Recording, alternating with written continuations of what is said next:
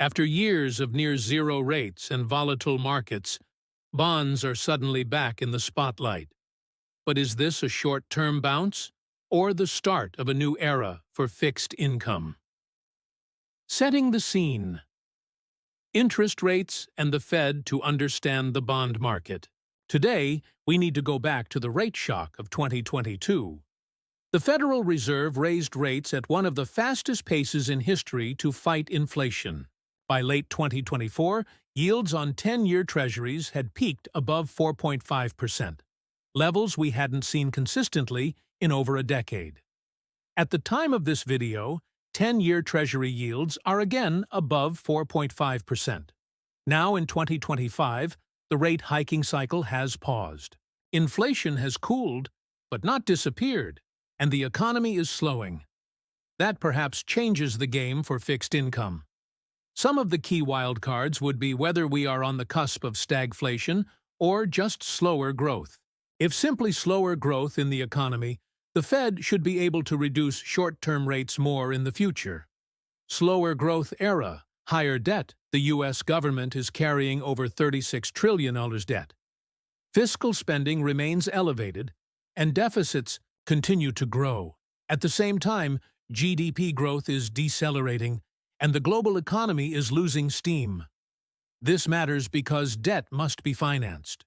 And in a high-rate environment, interest payments consume more of the federal budget.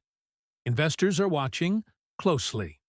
Interest payments on debt are estimated to be close to $1 trillion per year, one of the largest expenditures for the U.S.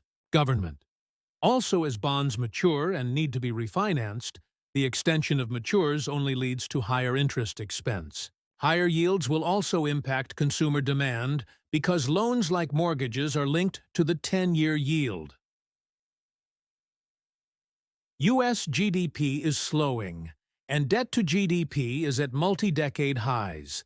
If the U.S. dollar was not the world reserve currency, then U.S. government bonds would perhaps not be investment grade based on the high levels of debt to GDP. One only needs to look at foreign countries that have lower debt to GDP and lower credit ratings.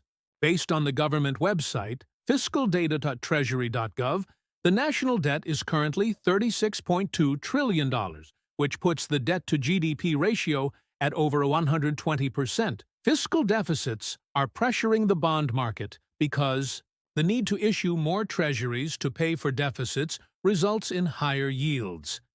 Here's the turning point. Bonds now offer real income again. For the first time in years, you don't have to chase risk to earn 4 to 5%. High-quality bonds, treasuries, investment-grade corporates, and municipal debt are back on the table for both institutional and retail investors. And with recession odds still lingering, duration may perform. Long-term bonds may once again serve as a hedge against equity drawdowns.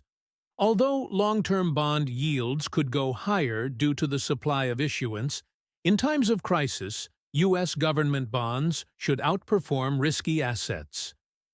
Risks still remain.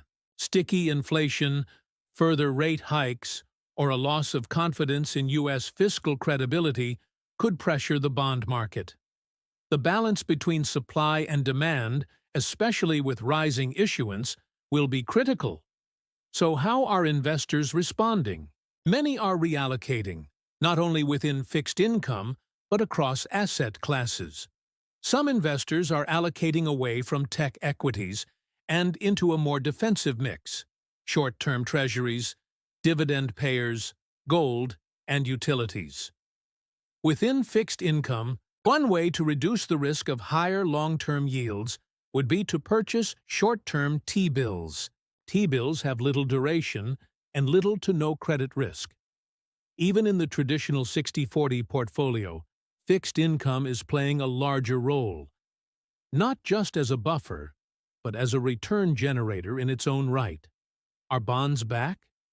In 2025, the answer may finally be yes, not as a trade, but as a long-term strategic allocation. If you found this helpful, subscribe for more macro-driven market insights, and let us know in the comments. How are you thinking about bonds in this environment?